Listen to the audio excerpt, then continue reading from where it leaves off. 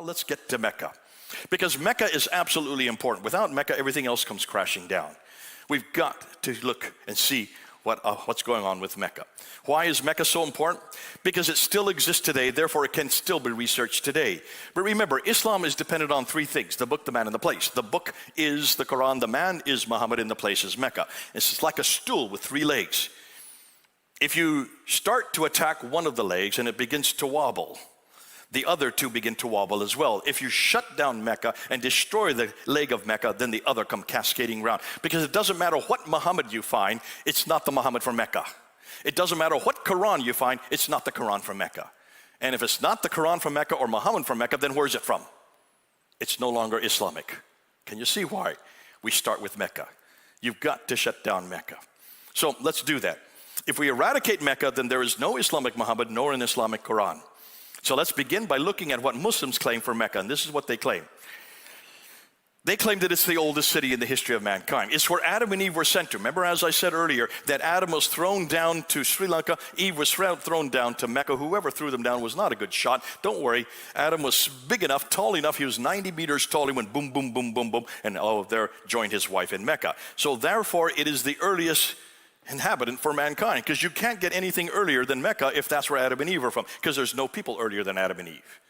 So therefore, it's the earliest encampment for mankind. Number two, it's where Abraham lived, according to chapter 21 of the Quran, verse 51 to 71.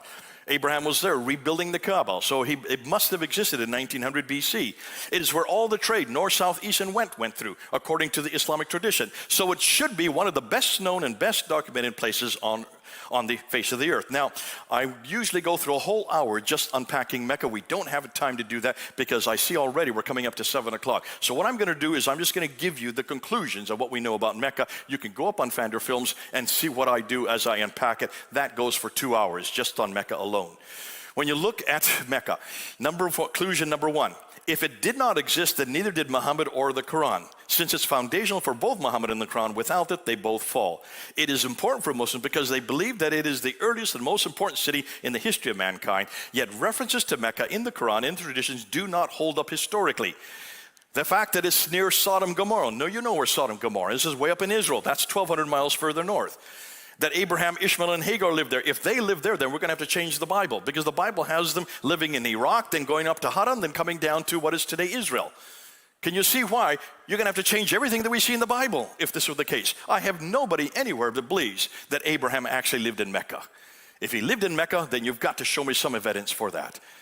More than that. Number two, the vegetation and peoples listed there are all 600 miles. If you look at the Quran, it's full of reference to this great place that's full of vegetation.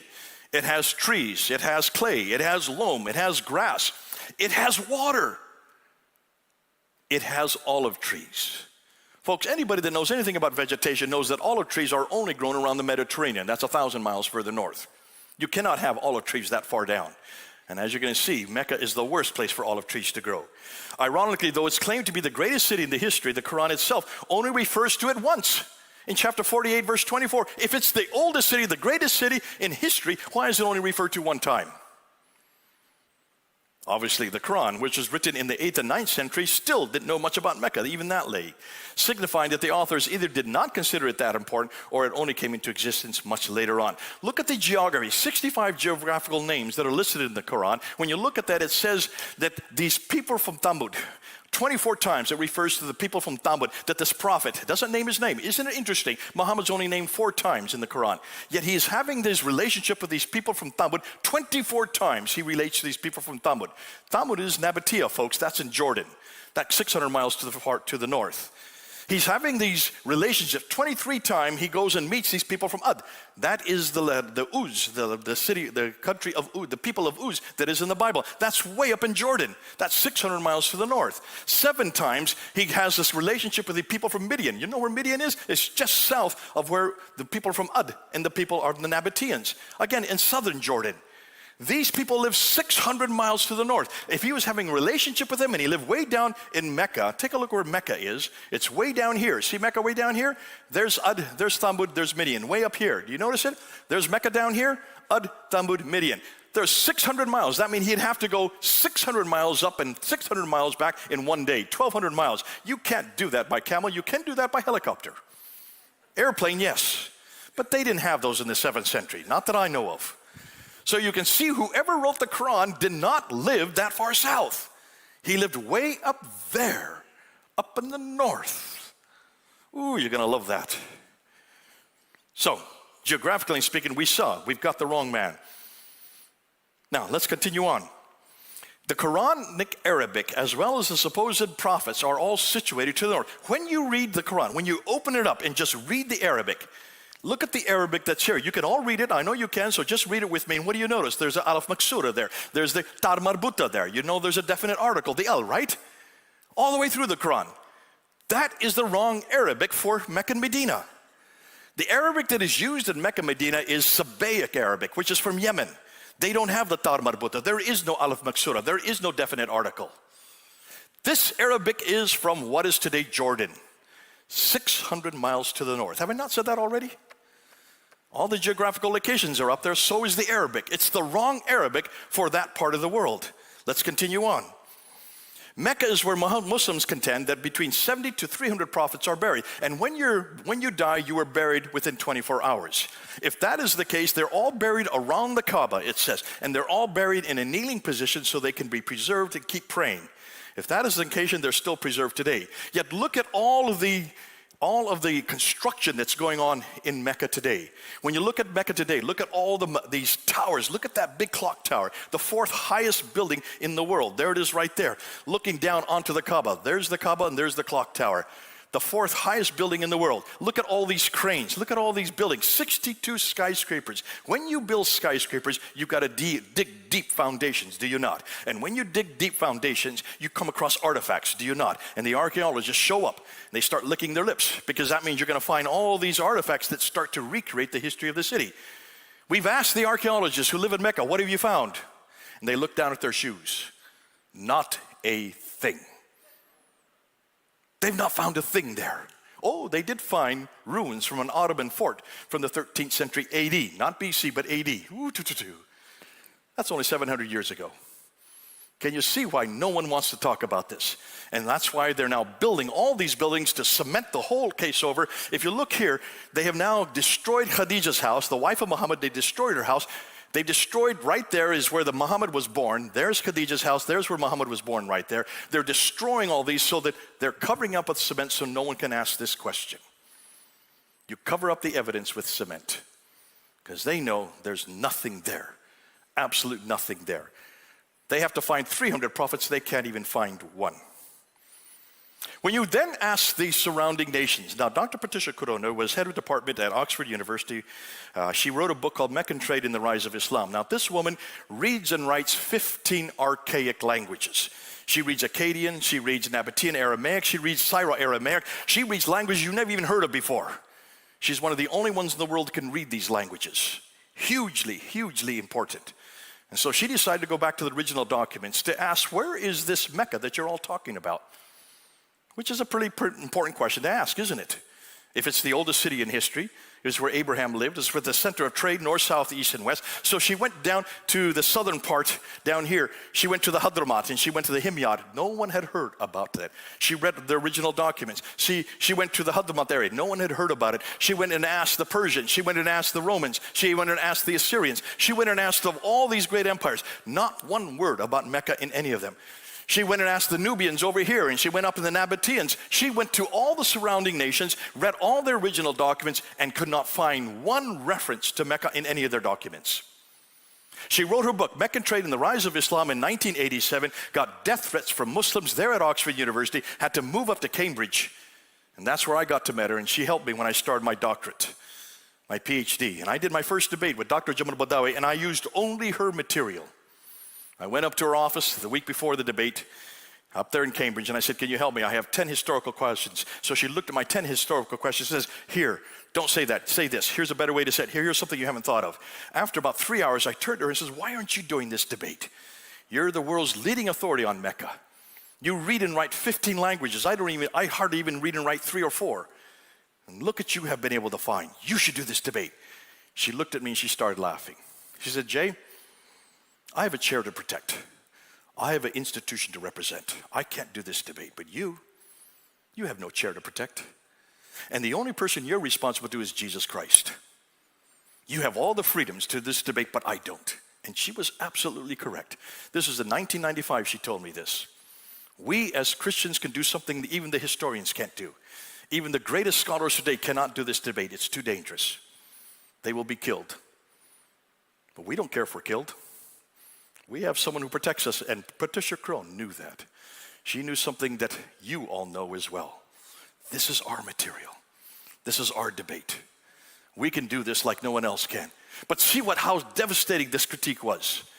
She went and looked at all the other insignificant towns that were there around Mecca and said, well, listen, maybe these towns were not known about either. Maybe it's just because that part of the world was just not known. So she went to Aden, she went to Najran, she went to Taif, she went to Yathrib, she went to Khaybar, she went to Tabuk, she went to Petra, she went to Gaza. All these insignificant towns that are right surrounding Mecca up on the western plateau, and she found references to every one of them that go all the way back to 300 BC. Every one of these towns was well known. Not one word about Mecca. What does that tell you? It just has no history. There's nothing historical about it. And the reason, when she looked at the trade routes, and she went and looked to try to find the trade route, that's why she wrote the book. She noticed that all the trade routes, if you look and see, they're all on the western plateau. Look at this picture here. There you can see. There's Sana, there's Najran, there's Taif, there's Yathrib. Tabuk, Khaybar, there is Gaza. Notice they're all up on the western plateau. That's where the water is. Where's Mecca? You can see it's off the western plateau, 3,000 feet off. Why would you go down to a little hamlet that has no water if you have camels? No wonder, it's not on the trade route. That's why no one's heard of it. Up to 741 AD, no historian nor geographer had ever referred to the city. She went to look at Ptolemy. Now, Ptolemy is the great geographer of the Arabia. He wrote his book in the 2nd century AD, and he wrote all about Arabia. So she went to look at his book, and she went to look at the maps. She went map after map after map that recreated what Ptolemy had said. And what was conspicuously missing on every one of these maps, what was conspicuously missing in his geography of Arabia was the city of Mecca. Not one reference to it. Proving even as late as the 2nd century AD, there was no reference to this city. Neither the land trade route along the Arabian Plateau nor the Red Sea trade route along the eastern African coast supports an early Mecca, proving that none of the trade went via Mecca at all, confronting the notion that it was even the center of trade. And why? Here's the reason why no one has heard of it. Just 2 words: no water. Just look at that picture of Arabia. There's Mecca and Medina. See it there? Mecca and Medina, right in the middle. It's in the middle of a desert. If there's a desert, there's no water. No water, no food. No food, no people. No people, no towns. No towns, no city. No cities, no history. No civilization at all. How long did it take me to say that? 5 seconds. That's all you need to say. If there's no water, there's no food. There's no food, there are no people. No people, no towns. No towns, no cities. No cities, no history. No civilization. No wonder no one's ever heard of Mecca. It's in the wrong place.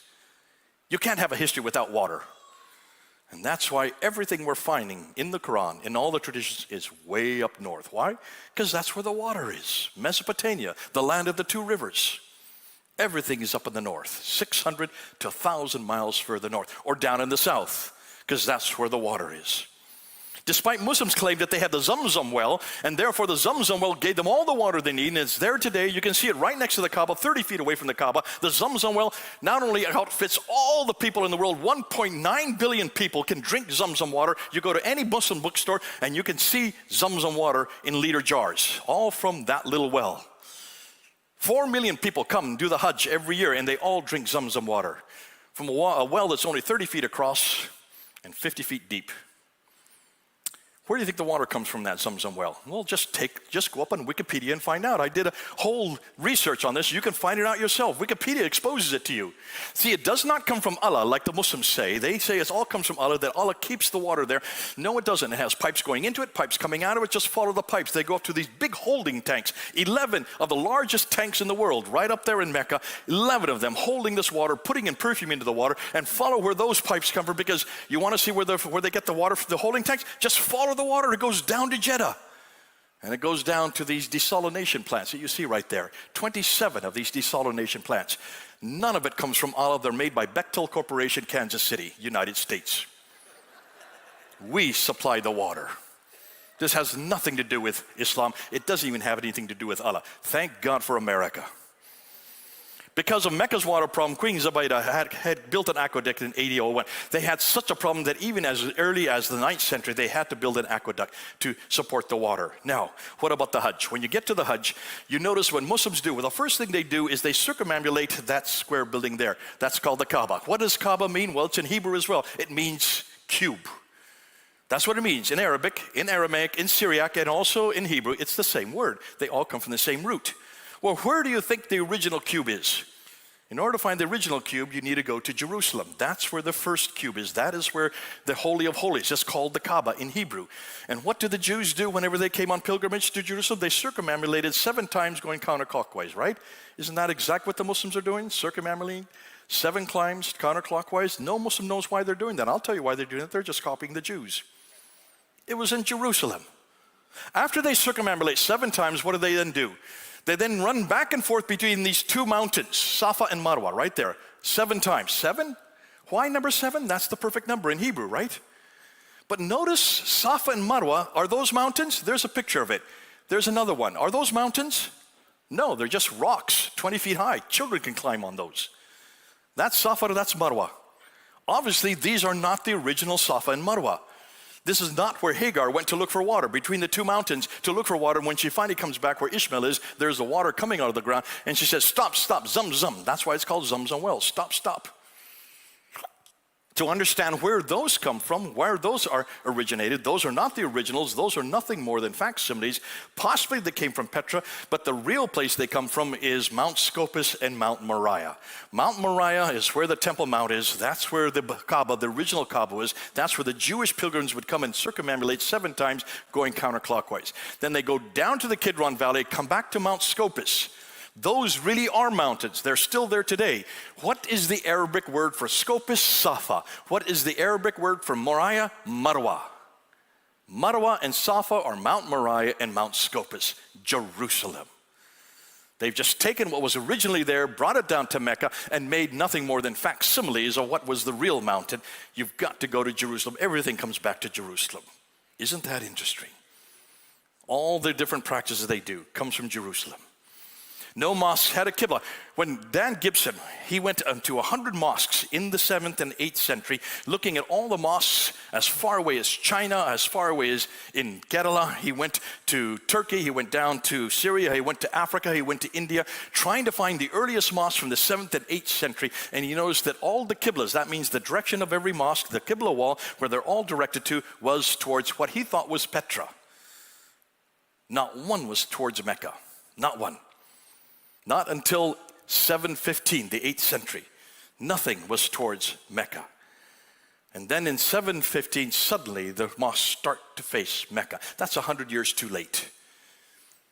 By 856, then all of them were facing Mecca. But that's 200 years too late.